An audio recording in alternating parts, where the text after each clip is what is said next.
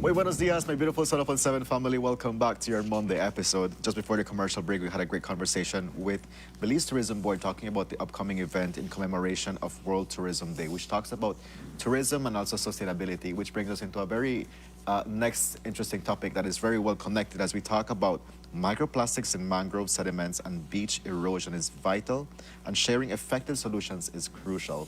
And joining us to have this conversation via Zoom, we have Dassia Regalado. She is a conservationist and program fellow of the Sea of Life. Dassia, good morning. Thank you so much for joining us via Zoom. How are you doing today? Hi, good morning. I'm doing great, actually. I sleep a lot. That's okay. We love the honesty. I'm doing amazing. Yeah. I check because it sounded like a girl sniffle the right there. I said, girl, please tell me this weather and I get you too. Sorry, I did not hear what you guys just said. No, I'm saying how that you sound a little stuffy, so I was checking if the weather got you sick too as well. Yes, it's also the weather. So I'm a bit stuffy. Yeah, that's I have to say that we miss your energy on the Yes, set. on the It's always so couch. good to have a conversation with you. But this is definitely a great conversation we're going to be having with you today about mangrove sediments, microplastics in mangrove sediments, and also beach erosion. Before we get into that, can you briefly share with us what is the role of the Sea of Life, the organization you're representing? So yes, so Sea of Life is a very newly NGO, which was started by Paulita Bennett and Miss Natalie. They're the ones behind the scene, like in terms of like who brought in Sea of Life to Belize. Later on, they hired Miss Sasha. Then I became part of the team. And no, I'm there. It's a woman-led, a small NGO. And we just grew our team to other staff members, which we're very happy to have. Very good. Because a lot of responsibility is being shared and we're all working as a team, which is pretty amazing. But yes, we work closely with communities, and we use our different programs that we have, like the Trash Plate Addicts, the Plastic Solution Academy, and the Women in Conservation Summit, to also give back to the community. As our mission is also to strengthen communities through our conservation work and methods that we use to strengthen also, and protect the ocean in terms of like reducing the use of plastic in Belize. So that's a little summary of who we are. Thank you so much for sharing that. I'm also aware that Sea of Life is big in doing research, which is important in driving your programs and how you go about addressing plastics or plastic solutions in Belize. And I feel that's where it ties into our conversation with you as we talk about microplastics in mangrove sediments. Yes, so I, as part of, like I said, I just started with Sea of Life last year, but yes, this year actually. And I got the opportunity through Sea of Life and the Belize network of NGOs to go for a capacity building exchange back in Rhode Island and Florida. And it was more, to be specific, to the Conch Lab and to the MRC, which is Marine Resource Council, sorry. And one of the things that I saw there that they were doing, the capacity building, is for me to strengthen my knowledge in terms of microplastics, since that's my area here where I am with Sea of Life, in terms of education and outreach. I want to be able to teach, and share with the audience, or just with schools, universities, about the effects of microplastics in our body. So when I went to the University of Rhode Island, one of their main focus with Dr. Victoria is looking into microplastic in mangrove sediments. If you look at, in Belize, we have a lot of areas where mangroves are not growing. There's a lot of like dead areas. And a lot of people have tried different methods, but some mangroves are not growing. But what if the main cause of the growth not growing, of mangroves not growing, is because there is microplastics in its sediments? And so that's one thing that really captured my attention in terms of like microplastic in sediments. There's like a whole process that you go through, just collecting the samples or the sediments and then filtrating those sediments to see what type of microplastics we can find, because there are different microplastics. Like we have microbeads, which can be found in our makeups. We have microfibers that can be found in the air that we are breathing. So there's like different type of microplastics that's affecting not just mangrove sediments, but also our health. So it's like a one health situation. It affects one, it affects all.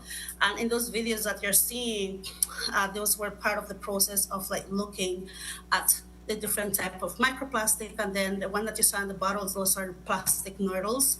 So those are the ones that you find in car spills or anything that has to do with spills. Those are noodles. But it's quite very interesting because they're so small, and especially the microfibers, as they're finding our clothing in our washing machine and literally in the air that we breathe, which really caught my attention because we look for, via microscope, we look at microfibers. And it's interesting because I couldn't see the microfibers with my glasses, but when you use the microscope, you can actually spot a lot of like microfibers from a low sample within. Okay, we're I think having some internet some challenges on minor your end, technical difficulties. Dassia. Could Your you audio is repeat the going in statement and that you out. just Would you shared? mind? Yeah. Sorry? Could you repeat your last statement? Because we... Oh, you guys, I kind of broke up, no? yeah, Yeah. that's okay.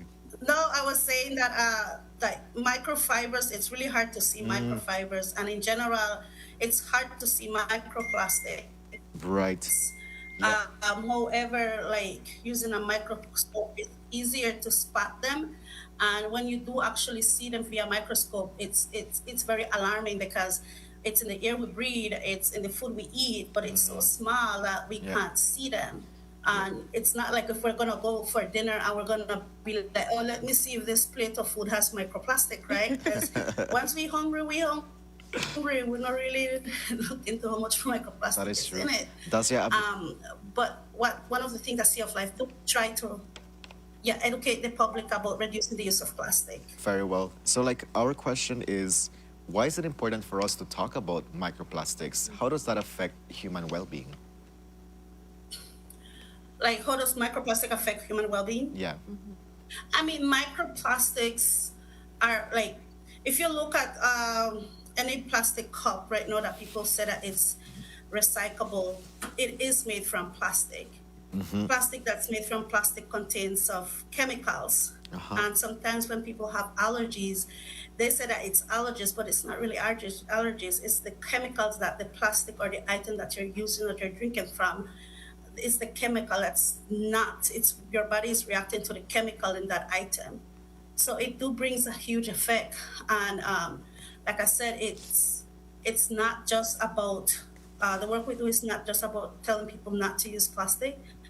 It's also about educating them that there are side effects when it comes to us using plastic.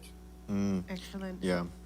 I love the fact that this is really educational. It's building awareness. Talk to us a little bit about where people can go to build their awareness a lot more, to understand. Because when you talk about the world of microplastics and you're explaining that, you know, it's in everything that we look at, as compared to like makeup, to these different things in the air.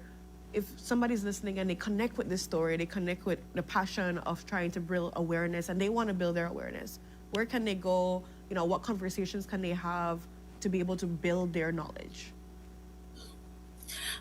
They can just go to our social media sites. Sea of Life has a Facebook and an Instagram page. We also have our Women in Conservation Summit that's approaching. And if they're inspiring to become a conservationist, or they're just simply interested in eco-friendly lifestyle, and they're a female, they're open to come along and register to the Women in Conservation Summit that's going to be held in November. So yes, they can, all the information is there, and we try our best to educate the public about sort of plastic items. Very good. Dassia, thank you so much for joining us on Sun Up on 7 to talk about microplastics, the importance of reducing our plastic use, as we wrap up this conversation, can you share at least 2 or 3 tips on how can we reduce our plastic use? Sorry, can you repeat that? Can you share like two or 3 tips on how can we reduce our plastic use? For some reason, it's so spotty. I can hear you both ways. You can't. Sorry, can you repeat that? I guess it's okay. It's Yeah. spotty. Yeah. I That's can't- totally I think fine. It broke down finally. I'm sorry about that. So, due to our technical challenges connecting with you, we just want to say thank you so much for joining us on this Monday episode. We look forward to our future conversation with you, talking about this summit that's going to be Just coming up. in And again, November. for people out there, Yeah. check out the Sea of Life Facebook page and check out the website and be able to understand a lot more. Register for the summit, and of course, we're going to bring that conversation at another point in time for you. But Yeah. thank you so much, Dassia, for being here virtually and connecting with us on this very important topic. So, with that, guys, we're going to go to our next commercial break. But when we are back, we dive into excitement when it comes to Andre's findings on the bus system and providing solutions for how we can move forward with these companies. He's been doing extensive research and he's an author, so it's great to be able to go into that conversation. Stay tuned.